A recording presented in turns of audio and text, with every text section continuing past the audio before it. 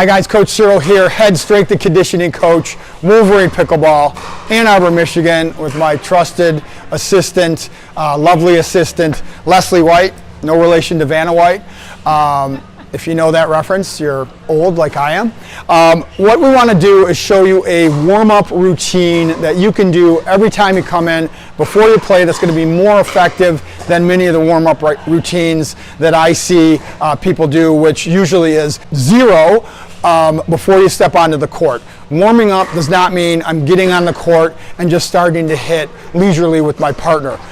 You definitely should do that warm up, but you should be doing more before that, okay? If you want to minimize the risk of injury and play your best. We have separate videos covering all of these, which you can look up on our YouTube channel, but we're going to take you through the whole routine to show you how easy it is. The other thing I want to say is hydration is key, okay? If you're not hydrated properly enough, if you're not drinking enough water, and you don't need any sports drinks or any of that crap, okay?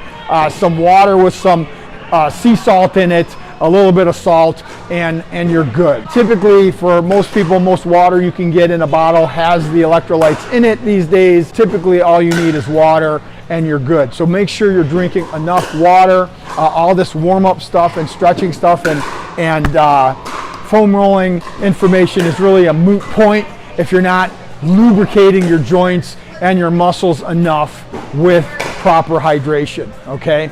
First, we're going to warm up our joints, all right? So, honey, if you step back, I could call her honey because she happens to be my wife. It's not sexist, okay? So we're going to warm up our joints first. When you warm up, you don't want to just do the static stretching, grabbing your foot, trying to touch your toes.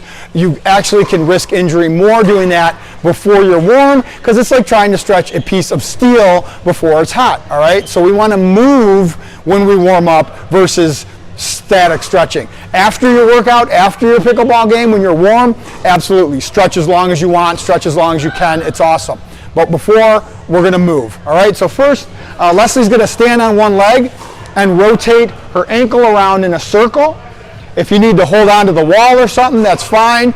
And if you're doing this on your own, you're going to do about 10 repetitions of each of these movements. She's going to switch directions, same foot, yeah, so both directions 10 times. Then she's going to do gas pedal, like she's stepping on the gas, and then side to side.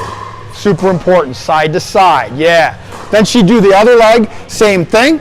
Then she's going to put her feet together and start with small circles. On all of these, we start small and we get bigger as we get more warmed up. She's going to rotate those knees around in a circle 10 times. Then she's going to switch directions, same thing. And she's going to widen her feet, rotate her hips around like she's doing the hula hoop. Again, it'd be 10 times each.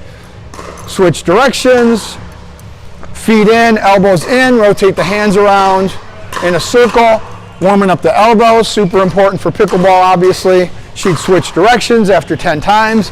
Then the same things with just my wrists. But you don't use your wrists to pickleball. Right, but we want them to be warm.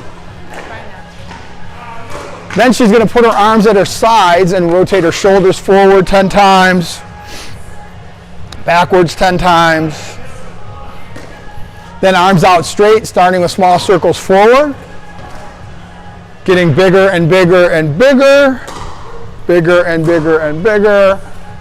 Same thing backwards, small circles, bigger and bigger and bigger. And then neck rotations. If you get dizzy, just shut your eyes in both directions. Good. So that's our joint mobility. Next, we want to warm the shoulders up. She's going to grab a PVC pipe, which we have these around the facility, or you could use a broomstick if you're doing this at home. She's going to get a wide grip on that bar, shrug her shoulders into her ears, pass the bar over her head, keeping her arms straight with a full grip on the bar, and bring it back. Most people, before they ever do this, they might be able to get to here. That's fine. Go as far as you can without causing you pain. It's going to cause discomfort. That's what stretching is. That's what working out is. But you shouldn't have any sharp pain doing any of these, okay? I can't overemphasize the importance of doing these for the safety and health of your shoulders. You do minimum 10, maximum 20 of these if you're able, all right? Then, third, the air squat. Probably the best pound for pound exercise there is. If you just did these every day, it would up your health and fitness. It is basically a dynamic stretch. It's warming up and stretching all of your hips, your legs, and it's just amazing. So the air squat, Leslie's gonna widen her feet to just outside shoulder width. First thing she's gonna do is not squat straight down, but push her hips back like she's going to try to sit in a chair behind her. Push her knees out laterally, lift her arms to keep her chest up, and try and get the hip crease parallel or below, pushing through the heels on the way up. You should be able to wiggle your toes the whole time you're squatting. So hips back, knees out, pushing through the heels, standing up. Honey, face forward so that they can see what it looks like from the front. Toes out slightly. You want your toes at a slight angle, not parallel. And she's pushing her knees out to the side. Yes, out to the side. Now, I know some of you are saying, I can't squat, I have knee pain. Let me tell you that before I learned how to squat like this, all I did was run, and if I ran 2 miles, I could barely get out of bed and walk the next day because my knees were so bad from that repetitive pounding over and over and over. It's no different, okay? It's a high impact sport on your knees, and if you do air squats like this, it'll fix your knees, I guarantee, unless you have obviously something that requires surgery, but most people can fix their knee pain by doing air squats. You do between, minimum, if 10 is all you can handle right now, you do 10, you want to work your way up to being able to do 30 of those, okay? So joint mobility, 10 to 20 shoulder rollouts, 10 to 30 air squats. If you did this outside the pickleball court, at home it's almost like a whole workout. If you're not used to working out a lot, you could literally do this routine and it's gonna be 90% of what you need to be better on the pickleball court, to be better in life, and to not have a chance of getting injured.